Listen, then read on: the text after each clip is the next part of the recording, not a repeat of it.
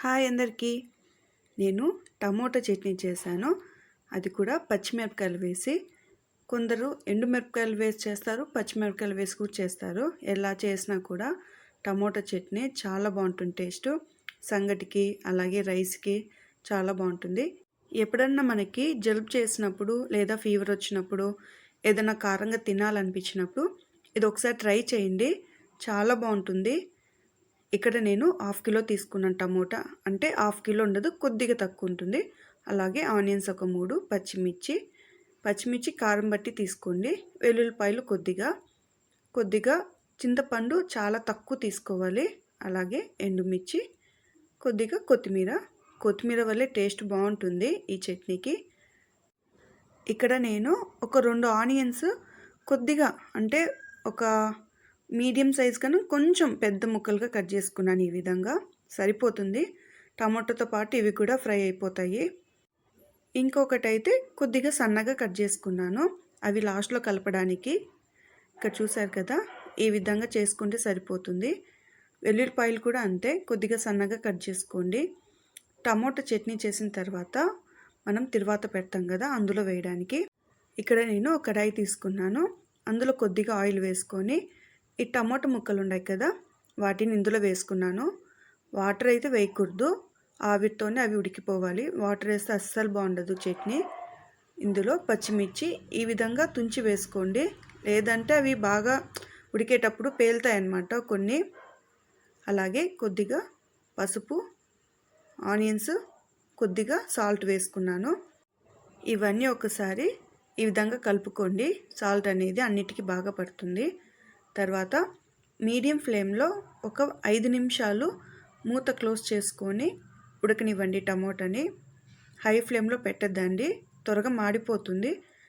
మధ్యలో ఒకసారి ఈ విధంగా ఒకసారి కలుపుకుంటూ చూసుకోండి, మాడకుండా ఉంటుంది అప్పుడు, లేదంటే త్వరగా మాడిపోతాయి టమోటాలు. కొద్దిగా కొత్తిమీర వేసుకొని, అలాగే చింతపండు కొద్దిగా తీసుకున్నాను. టమోటాల్లో కొద్దిగా వేయండి, చింతపండు సరిపోతుంది. ఎక్కువ వేస్తే మరీ పులుపుగా అనిపించేస్తుంది కదా, ఆల్రెడీ టమాటాలు కూడా పులుపు ఉంటాయి కాబట్టి చింతపండు కొద్దిగా వేసుకోండి, సరిపోతుంది. ఇక్కడ నేను ఇంకో 5 నిమిషాలు ఉడికించాను. చూసారు కదా, బాగా ఉడికిపోయింది. మామూలుగానే చట్నీలు అంటేనే టేస్ట్ బాగుంటుంది, అందులో టమోటా చట్నీ అయితే ఇంకా బాగుంటుంది. ఒకసారి ట్రై చేయండి. ఇక్కడ చూసారు కదా, అలా అంటేనే నలిగిపోతాయి టమోటాలు. బాగా ఉడికిపోయింది. దీన్ని 5 నిమిషాలు చల్లారిన తర్వాత మిక్సీ పట్టుకోవాలి. మరీ మెత్తగా పట్టకూడదు, కొద్దిగా ఒక ముక్క పడితే సరిపోతుంది. మీకు రోల్ ఉంటే కూడా ఇంకా మంచిది, దంచుకుంటే ఇంకా టేస్ట్ బాగుంటుంది. తర్వాత అదే కడాయిలో ఒక 2 స్పూన్స్ ఆయిల్ తీసుకున్నాను. అది కొద్దిగా వేడైన తర్వాత ఆవాలు కొద్దిగా వేసుకొని చాలు. అలాగే 1 స్పూన్ జీలకర్ర, 1 స్పూన్ పచ్చెనగపప్పు, 1 స్పూన్ ఉద్దిపప్పు తీసుకున్నాను. అలాగే కొద్దిగా తీసుకొని మెంతులు, ఇందాక కట్ చేసి పెట్టాను కదా వెల్లుల్లిపాయలు, అవి ఇందులో వేసుకొని కొద్దిగా ఫ్రై చేసుకోండి.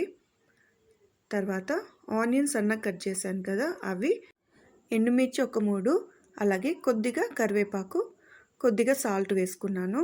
ఇవన్నీ మీడియం ఫ్లేమ్లో ఒక 2 నిమిషాలు ఫ్రై చేయండి, మరీ ఎక్కువ ఫ్రై చేయాల్సిన అవసరం లేదు. ఇందులో వేసుకొని ఒకసారి బాగా కలుపుకోండి మొత్తము. మీకు కారంగా తినడం ఇష్టమైతే ఇది చేసినప్పుడు కొద్దిగా కారం ఎక్కువ వేయండి, టేస్ట్ బాగుంటుంది. ఇక్కడ నేను వేడనంలో కొద్దిగా నెయ్యి వేసుకున్నాను.